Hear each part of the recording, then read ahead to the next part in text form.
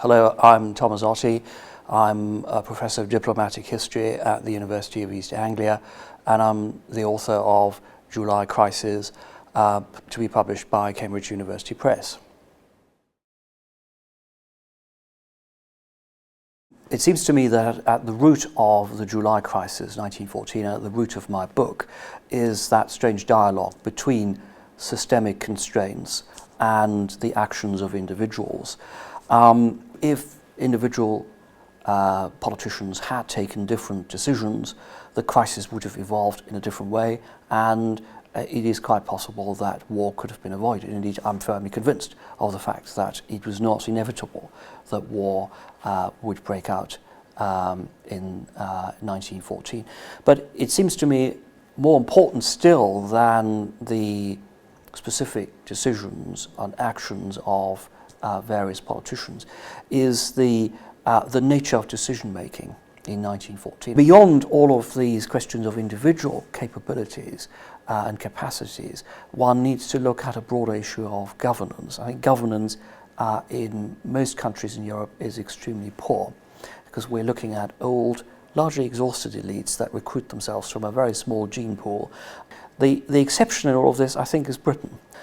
What is the difference about Britain is that Britain has a system of responsible government, responsible to Parliament. So there needs to be a rational account that needs to be given to Parliament. This is not what governments in Berlin or Vienna or in St. Petersburg have to do. They need to keep their monarchs happy for a while, and there is no strategic decision making.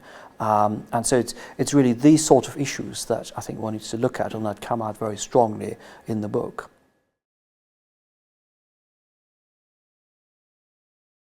In the course of the long 19th century, the monarchs had really become representatives of their empires or their nations rather than political leaders. And that's actually reflected in the fact that they're much more visible in 1900 or in 1914. They open town halls and, cut the ribbons and bridges and so on. And if you compare that with earlier periods in history, you don't see the kings because they've got a job to do. They run the country. So there's a change in the roles of monarchs and how they define themselves in the course of the 19th century. So in a sense, they do have power, but it's again a question of political leadership and strategic leadership, and it's a problem of governance, where the monarchs are actually doing their own thing and the governments are operating on a rather different level, and the two are not really fully integrated.